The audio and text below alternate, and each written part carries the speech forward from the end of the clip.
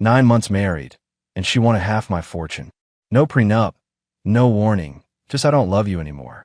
She had everything, mansion, Mercedes, yacht trips, but she wanted more.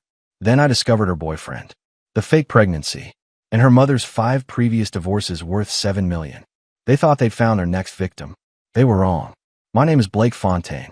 I'm 43 years old, and I own a piece of something millions of people only dream about, the Miami Thunder, our city's NBA franchise. Well, 7% of it anyway. That's 7%, combined with my commercial property investments across South Florida and my stake in 3 luxury car dealerships, put my net worth somewhere north of $50 million. I'd build it all from the ground up, starting with a single used car lot in Hialeah 20 years ago and grinding my way through every setback, every rejection, every deal that almost fell through. I met Amber Monroe at a charity gala at the Paris Art Museum. She was 29 then, working as an event coordinator for a high-end catering company. She had this effortless elegance, moving through the crowd in a black dress that probably cost more than most people's monthly rent. Auburn hair that caught the light just right, green eyes that seemed to see straight through the usual nonsense of small talk. When she approached me near the bar, I was impressed that she knew who I was without making it feel like she'd researched me. "Mr. Fontaine," Amber said, extending her hand with a smile that could light up a room. "I wanted to personally thank you for your contribution tonight. The Children's Hospital will be able to expand their cancer wing because of donors like you." Most women at those events wanted to talk about the team, ask for tickets, angle for an introduction to the players. Amber talked about the cause, about making a difference, about what real wealth should be used for. I was hooked. We dated for 8 months. Dinners at Zuma and Stubborn Seed, weekend trips to Key West on my boat, front row seats at Thunder games where she'd actually pay attention to the game instead of taking selfies. She quit her job after 6 months when I told her she didn't need to work those crazy hours anymore. I proposed on New Year's Eve in my waterfront estate in Coral Gables, with fireworks exploding over Biscayne Bay and a 10-carat diamond ring from Tiffany's. We got married 3 months later in a ceremony that cost more than most people's houses. The Biltmore Hotel, 400 guests, live orchestra, Dom Perignon flowing like water. My sister Amelia told me I was rushing things, that I barely knew Amber, that something felt off about how fast everything was moving. I told her she was jealous of my happiness. I wish to God I'd listened. The marriage lasted exactly 9 months and 12 days. We just gotten back from dinner at Sea Salt and Pepper, and Amber was unusually quiet during the drive home in my Range Rover. I figured she was tired. When we walked into the house, I headed to the kitchen to pour myself a scotch. "Blake, we need to talk," Amber said behind me, her voice flat and emotionless. I turned around, glass in hand. "What's wrong?" She didn't sit down, didn't soften the blow, didn't even pretend to be upset about what she was about to say. "I want a divorce," Amber stated, crossing her arms. "I don't love you anymore. I'm not happy. I want out." After a marriage that lasted less than a year, she said she wanted a divorce. I was stunned, standing there like an idiot with my scotch, trying to process words that made no sense. But looking at her cold expression, I realized something that would change everything. She expected me to roll over, to be the nice guy, to let her walk away with half of everything I'd built. What Amber didn't know was that I was about to surprise her in ways she never saw coming. The first 48 hours after Amber dropped the divorce bomb, I played it cool. I didn't yell, didn't beg, didn't ask her to reconsider. I just nodded, told her we'd figure it out like adults, and went about my business. She probably thought I was in shock, too stunned to react. The truth was, I was already 3 steps ahead. That first night, after she went to bed in the guest room, I sat in my home office and made a list. Not an emotional list of all the ways she'd hurt me. That would come later, probably with a bottle of bourbon. This was a tactical list. What did I need to protect? Who did I need to call? What moves did I need to make before she got her lawyers involved? At 7 the next morning, I called David Kaplan. David wasn't just any divorce attorney. He was the divorce attorney in Miami. If you were rich and your marriage was falling apart, David was the guy who made sure you stayed rich. He'd handled cases for athletes, executives, even a couple of celebrities who kept their splits out of the tabloids. His retainer alone was $50,000, but he was worth every penny. "Blake," David answered on the second ring, his voice crisp and professional. "What can I do for you?" "My wife wants a divorce," I said, cutting straight to it. We've been married 9 months. No prenup. I need to protect my assets. There was a pause. Then David's tone shifted to all business. Come to my office this afternoon. 2 o'clock. Don't tell her where you're going. And don't discuss finances with her until we talk. Understood. I hung up and stared at my phone. The next call was harder. I dialed my sister Amelia's number, and she picked up on the first ring. Blake. Amelia's voice was cautious. This is early for you. You were right, I said, the words tasting like ash in my mouth. About Amber. About everything. There was a long silence on her end, and when she finally spoke, there was no satisfaction in her voice, just sadness. What happened? She wants a divorce. Came out of nowhere last night. We haven't even been married a year, Mel. My sister exhaled slowly. I'm sorry, Blake. I really am. But you need to listen to me now. Don't trust anything she says, and don't make any moves without a lawyer. Women like her don't just wake up and decide to leave. There's always a plan. I've got David Kaplan on retainer as of this afternoon. Good, Amelia said firmly. And Blake, call me if you need anything. I mean it. I don't care what time it is. After we hung up, I went through the motions of my morning routine. Shower, coffee, check the markets, reviewed emails from my property managers.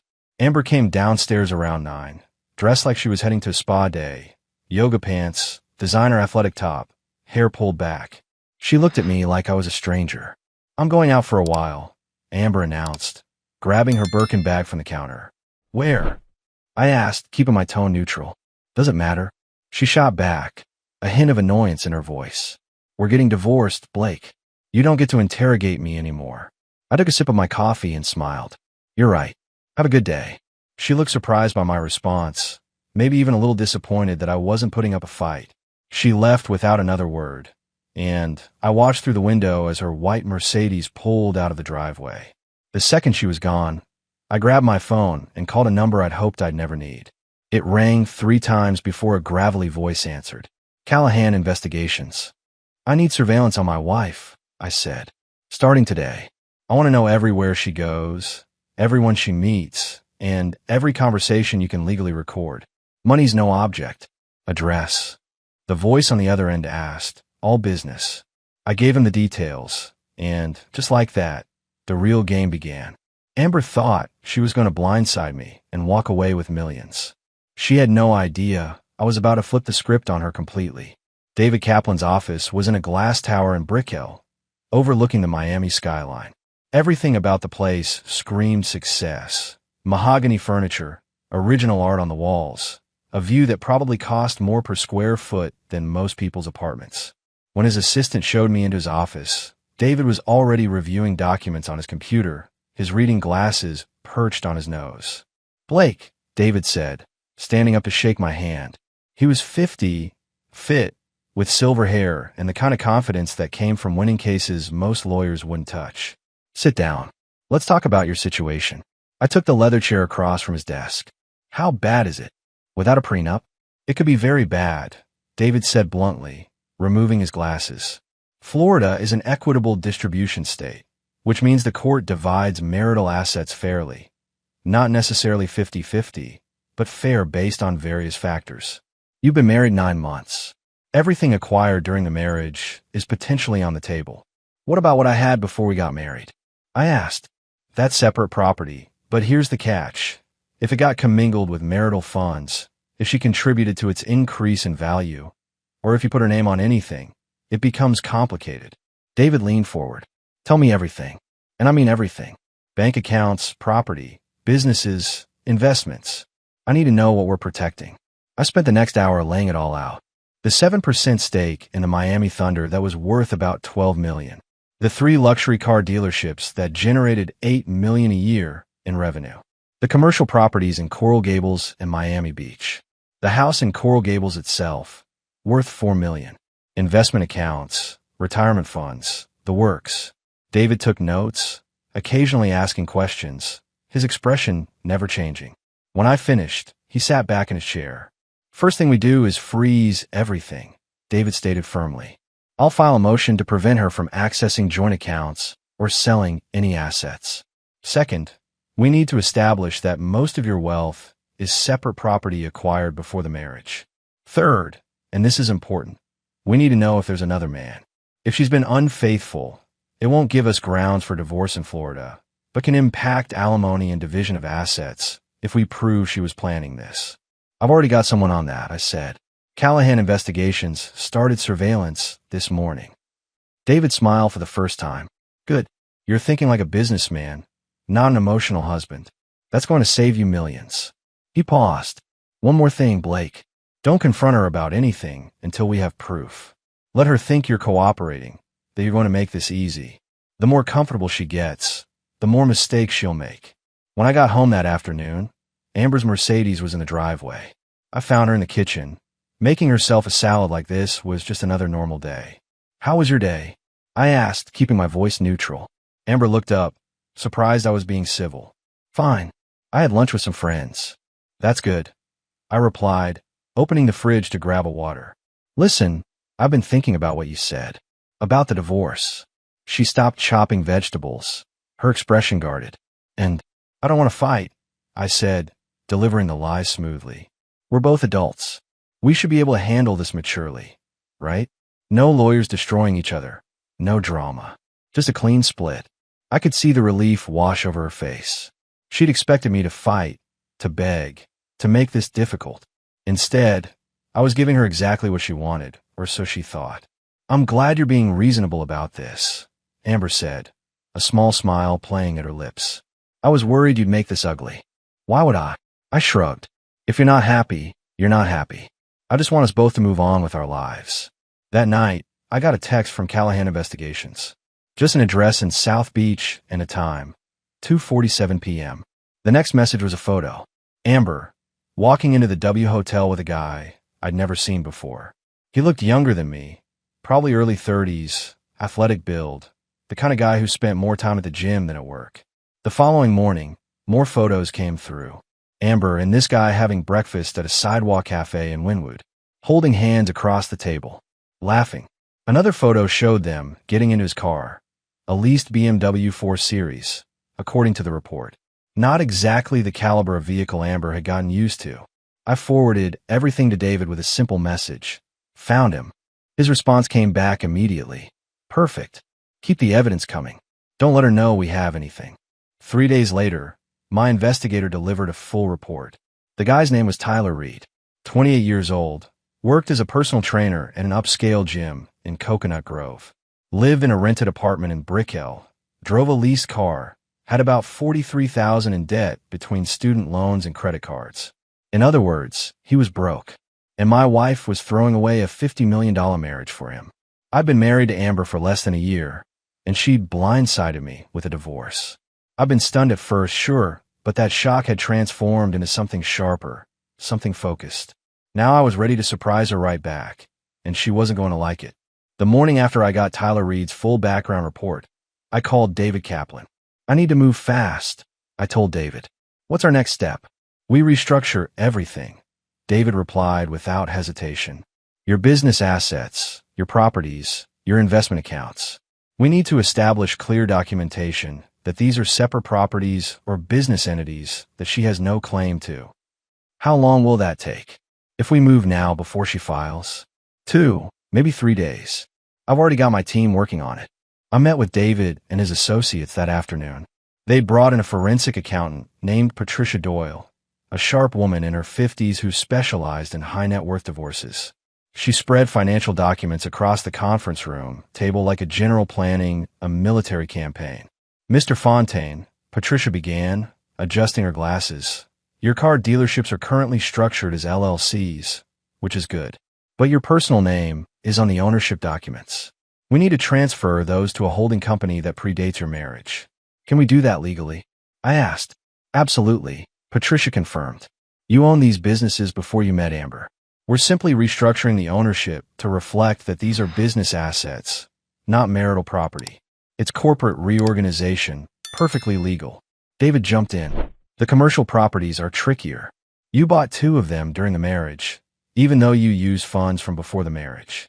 We'll need documentation showing the source of funds and establishing that Amber contributed nothing to their acquisition or management. She didn't, I said firmly. She never worked a day during our marriage, never contributed a dollar to any business decision. Perfect, David said with a slight smile. That makes our case stronger. Over the next 3 days, we moved like a special ops team. The dealerships got transferred into a new holding company. The commercial properties got documented with paper trails showing the source of every dollar used to purchase them. My investment accounts got separated into premarital and postmarital funds. Even the house in Coral Gables got transferred into a family trust, with my sister Amelia as co-trustee, establishing it as a family asset rather than marital property. Meanwhile, Amber had no idea any of this was happening. She spent her days shopping, having long lunches, and sneaking off to meet Tyler. The surveillance photos kept coming. Hotel rooms, beaches, restaurants where she used my credit card to pay for their dates. She was getting sloppy, confident that I was going to roll over. On the 4th day, David called me into his office again. "We're ready," David announced, sliding a thick folder across his desk. "I'm filing a motion for divorce tomorrow, along with a complete asset disclosure showing that 94% of your net worth is separate property. We're also including the surveillance evidence of her affair." "What about alimony?" I asked. David's expression turned almost predatory. "Given the short duration of the marriage, her infidelity, and the fact that she contributed nothing to your wealth, I'm confident we can get the court to deny alimony entirely.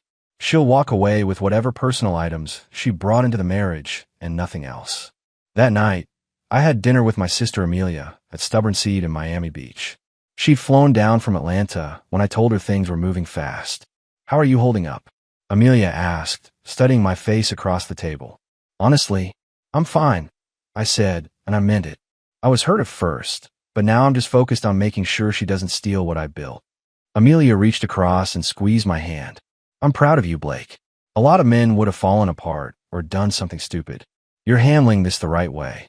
I learned from the best," I said with a slight grin.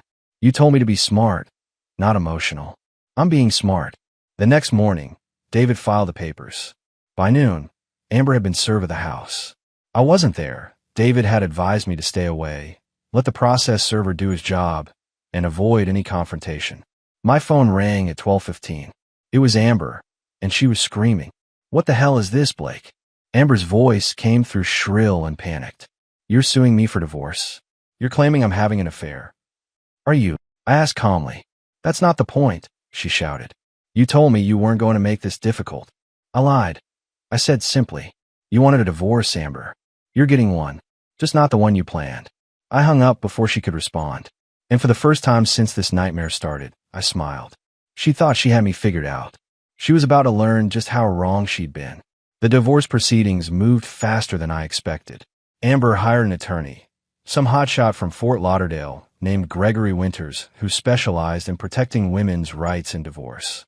The guy was all talk, constantly sending threatening letters about how his client deserved to be fairly compensated for emotional damages, and how I was being unreasonably aggressive. David Kaplan ate him alive in every motion.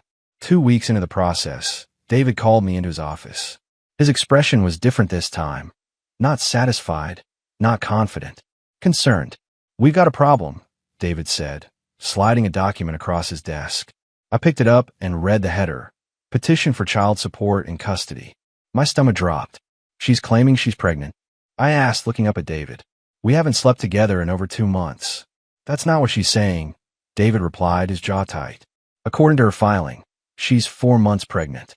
She's claiming the child is yours and demanding child support, medical expenses, and that you maintain her health insurance." I did the math in my head. 4 months ago, we were still together, still sharing a bed. It was possible, if the baby was actually mine. "I want a DNA test," I said immediately. "We'll demand one, but Florida law is tricky," David explained, leaning back in his chair. "If she's pregnant, we can't force a paternity test until after the baby is born. That's 5 months away. And in the meantime, if a judge believes there's a possibility the child is yours, you might be ordered to pay temporary support." "That's insane." "That's family court," David said grimly. "But here's what concerns me more, the timing. She's been seeing Tyler Reed for at least 2 months, probably longer based on the surveillance. If she's 4 months pregnant, there's a good chance that baby isn't yours." The words hit me like a punch to the gut. Not because I wanted a child with Amber. That ship had sailed the moment she asked for a divorce. But because if she was pregnant with Tyler's baby and trying to pass it off as mine, that was a whole new level of fraud. What do we do? I asked. David tapped his pen on the desk, thinking. We fight the support motion and demand a DNA test immediately after birth. In the meantime, we dig deeper into her relationship with Tyler. If we can prove they were together before she got pregnant, it raises reasonable doubt about paternity. I left David's office and called my investigator. I need everything on Tyler Reed and Amber's relationship. Phone records, hotel receipts, anything that shows when they started seeing each other. I'm on it, Callahan replied. Give me 3 days. That night, I sat in my home office staring at old photos from our wedding. Amber in her white dress, smiling like she meant those vows. Me, stupidly believing we were building something real. Had she been planning this even then? Had she gotten pregnant deliberately, knowing she could use a child as leverage? My phone buzzed. It was my sister Amelia calling from Atlanta. Blake, she said when I answered. I heard about the pregnancy claim. How are you holding up? Honestly, Mel, I don't know if I'm angrier about the possibility she's lying, or the possibility she's telling the truth and trying to trap me with a kid. Amelia was quiet for a moment. Do you think it's yours? The timeline works if it is, I admitted. But she's been with this trainer for months. It could be used just as easily. Then you fight for that DNA test, my sister said firmly. Don't let her manipulate you with this, Blake. If that baby is yours, you'll do the right thing. But if it's not, you need to prove it and walk away clean. 3 days later, Callahan delivered his report. Hotel receipts showed Amber and Tyler had been meeting at the W Hotel for nearly 4 months, which lined up exactly with when she claimed to have gotten pregnant. Credit card statements showed she'd bought pregnancy tests at a CVS near Tyler's apartment, not near her house. But the real bombshell was a text message Callahan had obtained through legal channels. It was from Amber to her mother, Patricia Monroe, sent 2 weeks before she asked me for a divorce. The message read, pregnant. Not sure whose it is. Might as well use it to my advantage either way. I stared at that text for a full minute, rage building in my chest. She didn't even know who the father was, and she was willing to pin it on me, the guy with millions, rather than Tyler, the broke personal trainer. I forwarded the text to David with one word, evidence. His response came back immediately. This changes everything. Emergency hearing tomorrow. Be ready. The next morning, David filed a motion to dismiss the child support petition based on fraud. He included the text message, the hotel receipts, and affidavits from Callahan's investigation showing Amber's affair timeline. By noon, Amber's lawyer had withdrawn the pregnancy claim entirely. By the end of the day, Gregory Winters had withdrawn from her case completely. David called me that evening. She just lost her biggest leverage. Without the baby angle and with proof of infidelity, she's got nothing. We're going to destroy her in court. For the first time since this nightmare started, I felt something close to justice. With the pregnancy fraud exposed, I thought we'd seen the worst of what Amber could throw at me. I was wrong. The real architect of this disaster wasn't Amber at all. It was her mother, Patricia Monroe. David Kaplan called me on a Friday afternoon with news that made everything click into place. I had my investigator dig into Patricia Monroe's background. David said over the phone, Blake, you need to sit down for this. I was already sitting in my office at the car dealership, reviewing sales numbers. What did you find? Patricia Monroe has been married 5 times, David explained, his voice grim. 5 times, Blake. Each marriage lasted between 18 months and 3 years. Each husband was wealthy, and each divorce left her with substantial settlements. He rattled off the details. Husband number 1, a construction company owner in Jacksonville. Divorced after 2 years. Patricia got $600,000. Husband number 2, a physician in Fort Myers. Divorced after 20 months. She got $900,000. Husband number 3, an investment banker in Orlando. Divorced after 3 years. $1.4 million. Husband number 4, a restaurant chain owner in Tampa. Divorced after 2 years. $2.1 million. Husband number 5, a retired airline pilot with real estate investments. Divorced after 18 months, $2.2 million. She's made $7.2 million from divorces, I said slowly, the full picture becoming clear. She's a professional. Exactly, David confirmed. And here's the kicker. I found emails between Patricia and Amber from before you two even got engaged. Patricia was coaching her, teaching her how to play you, how to gain your trust, when to make her move. Can you prove that? I asked, my hands gripping the desk. I can do better than prove it, David said. I can put Patricia Monroe on the stand and expose her entire operation. But I need your permission to go nuclear on this. It's going to get ugly, and it's going to be very public. Do it, I said without hesitation. I want everyone to know exactly what kind of people they are. David filed a motion to include Patricia Monroe as a witness in the divorce proceedings, citing evidence of fraud and conspiracy to defraud. Amber's new attorney, a public defender she'd been forced to hire after Gregory Winters quit, tried to block it, but the judge allowed it. The deposition happened in a conference room at David's office. Patricia Monroe showed up looking like she was heading to a country club, designer dress, expensive jewelry, professionally styled hair. She was 58 but could pass for 45, with the kind of maintained appearance that came from living off other people's money. David didn't waste time with pleasantries. He started with her marriage history, making her confirm each husband, each divorce, each settlement. Patricia tried to play it off as bad luck in love, but David systematically tore apart that narrative. Mrs. Monroe, David said, pulling out a printed email. Can you explain this message you sent to your daughter Amber 2 months before she married my client? I'll read it for the record. Remember what I taught you. Make him feel like the hero. Let him think it's all his idea. And when you're ready to leave, make sure you've documented everything. The right lawyer can get you half of everything he has. Patricia's face went pale. That's taken out of context. Really? David pressed. Because here's another one from 3 weeks after the wedding. How's it going with Blake? Have you started looking for your exit strategy yet? Remember, you need at least a year for it to look legitimate. The deposition went on for 3 hours. By the end, Patricia had invoked her Fifth Amendment right against self-incrimination 17 times. David had gotten everything on record, the pattern of marriages, the coaching emails, even bank statements showing Patricia had received $30,000 from Amber the month before she asked me for a divorce. Amber had paid her own mother to help her divorce me. That evening, I met with my sister Amelia at my house. She'd flown down from Atlanta to support me through the final stages of the divorce. I can't believe people like this exist, Amelia said, shaking her head. It's like they turned marriage into a business model. That's exactly what they did, I replied, pouring us both whiskey. Patricia raised Amber to be a con artist. This was never about love or building a life together. I was just a target. How are you feeling about all this? My sister asked gently. I thought about it for a moment. Honestly, I'm relieved. Relieved that I found out after 9 months instead of 9 years. Relieved that we didn't have kids. Relieved that I've got the resources to fight back. I took a sip of whiskey, and I'm grateful for you, Mel. You warned me, and I didn't listen. I'm sorry. Amelia reached over and squeezed my hand. You don't have to apologize, Blake. You're a good man who wanted to believe in someone. That's not a weakness. That's just being human. The trial date was set for 3 weeks out.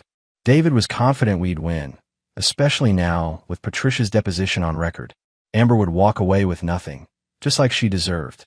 But more importantly, I'd walk away with something valuable, a hard lesson about trust, and the knowledge that I'd never let anyone play me like that again. The trial took place in a Miami-Dade County courtroom on an August morning. Judge Helen Rodriguez presided, a no-nonsense woman in her 60s with zero tolerance for fraud. Amber sat at the plaintiff's table looking nothing like the confident woman who'd asked me for a divorce. She'd lost weight, her expensive clothes replaced with something off the rack. Tyler had dumped her the moment the pregnancy fraud came out. David presented our case, methodically. The surveillance photos. The text message admitting she didn't know who the father was. The hotel receipts. Patricia Monroe's deposition. The emails coaching Amber on how to manipulate me. Amber's attorney tried to paint her as a victim. Judge Rodriguez wasn't buying it. Counselor, the judge interrupted. Your client deliberately deceived this courtroom with a false pregnancy claim and attempted to defraud the defendant of millions. Where exactly is the victim? The attorney had no response. Judge Rodriguez delivered her ruling the same day. The marriage was dissolved. Amber received $0 in settlement, 0 alimony, and was ordered to pay $50,000 toward my legal fees. The judge also referred Patricia Monroe's case to the state attorney for potential criminal charges. As we left the courtroom, Amber tried to approach me. David stepped between us. Blake, please, Amber said, her voice breaking. I'm sorry. My mother convinced me. Your mother didn't force you. I cut her off coldly. You made calculated decisions to lie, cheat, and steal. Now live with it. I walked away without looking back. Outside, my sister Amelia was waiting. How do you feel? She asked. Free, I said. For the first time in months, completely free. That evening, I met with the Miami Thunder ownership group. Some owners had expressed concerns about my focus during the divorce. I addressed them directly. Gentlemen, I went through hell these past months, but I handled it strategically, legally, decisively, the same way I handle business. My personal life is settled. I'm more focused than ever. The lead investor, Richard Foster, nodded. That's what we like to hear, Blake. 2 weeks later, David called with news. The state attorney just charged Patricia Monroe with felony fraud, David said. Pattern of marriage fraud spanning 20 years. She's looking at 5 to 10 years. Justice had a long memory. 4 months after the divorce, I stood on my yacht watching Miami sunset. The Thunder had won 3 straight games. My dealerships posted record sales, and my properties had new tenants. Life was good again. I'd started dating carefully, watching for warning signs I'd missed with Amber.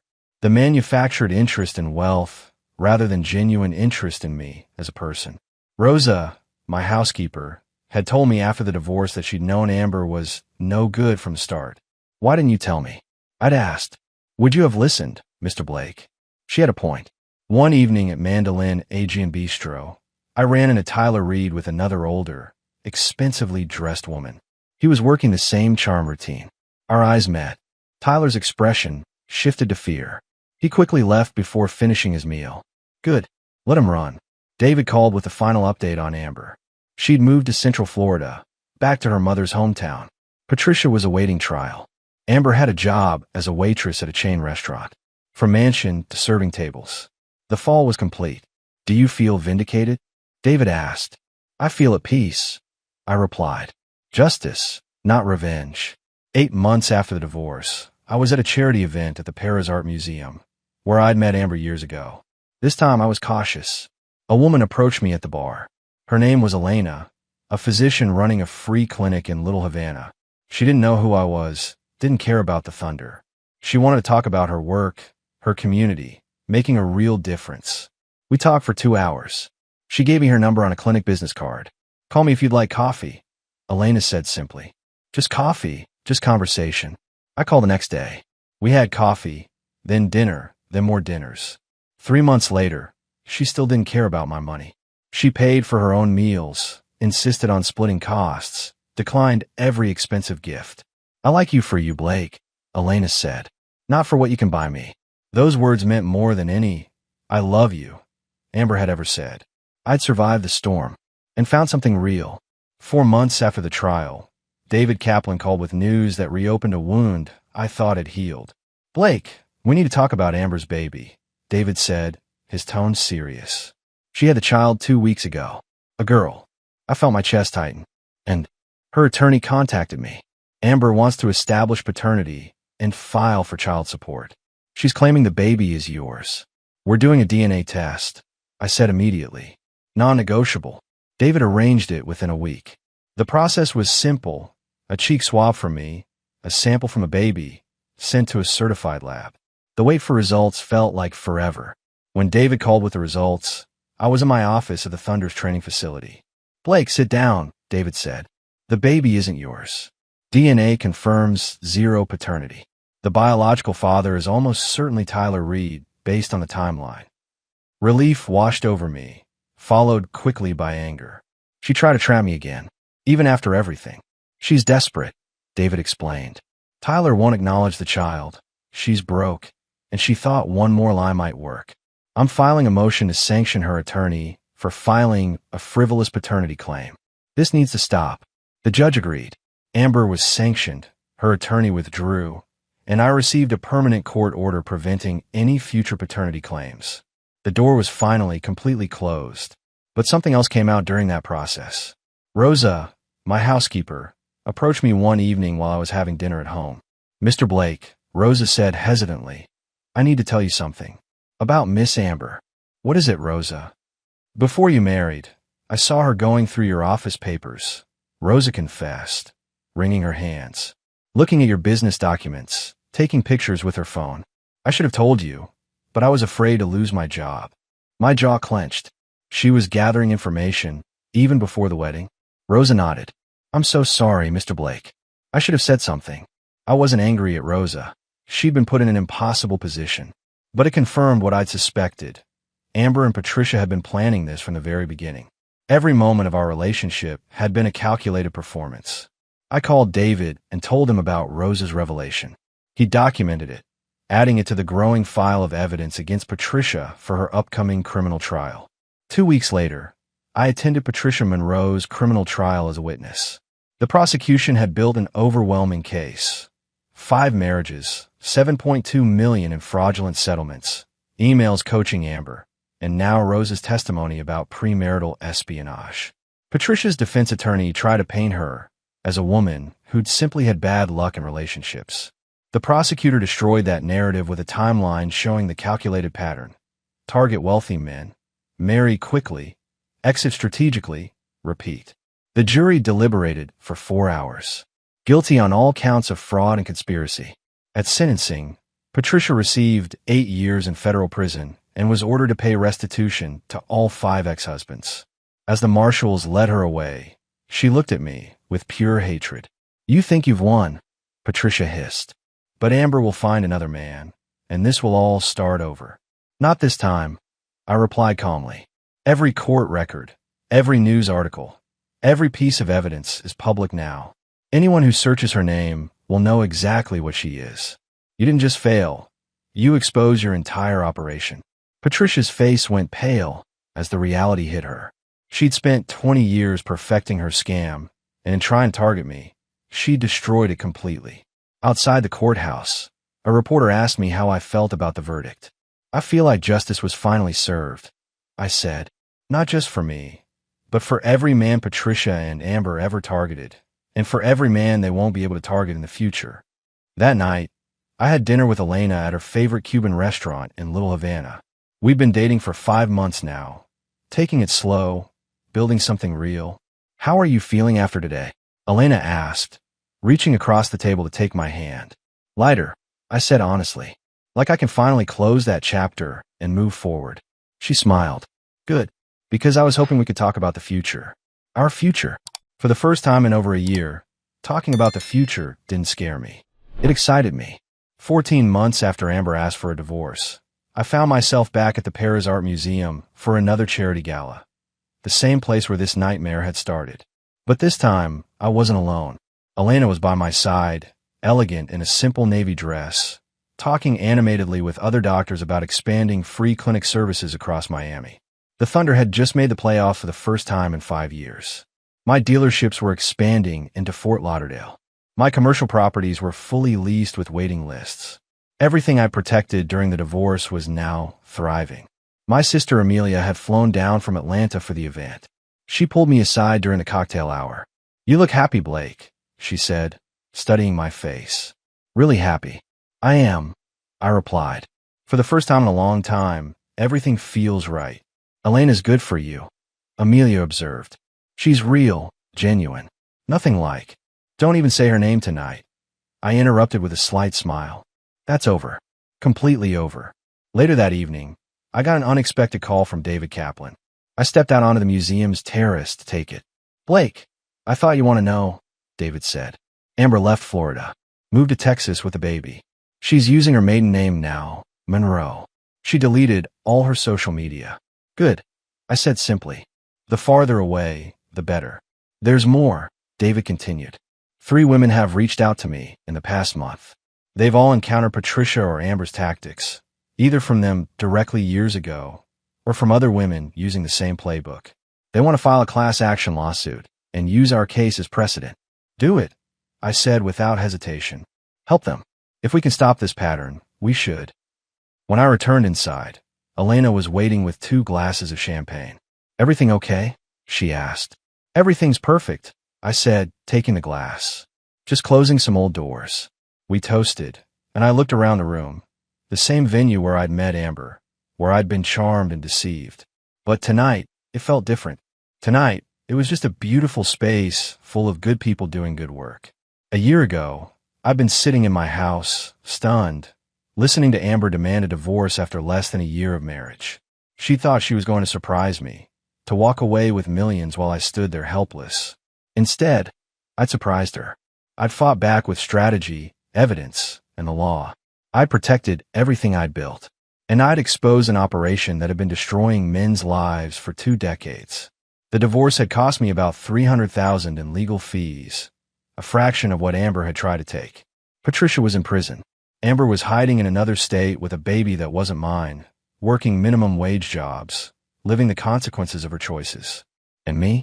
I was standing in a museum with a brilliant, compassionate woman who loved me for who I was, not what I had.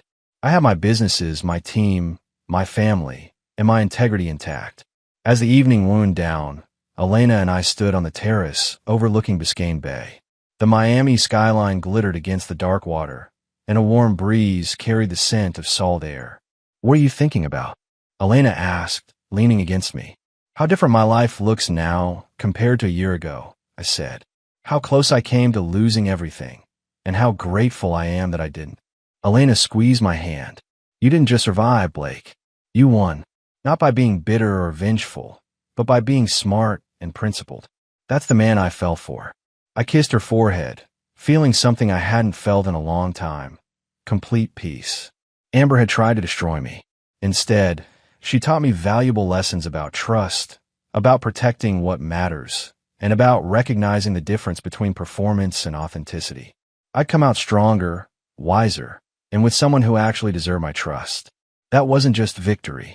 That was transformation. And as I stood there with Elena, looking out at the city I'd built my fortune in, I knew one thing for certain. The best chapters of my life were still ahead of me.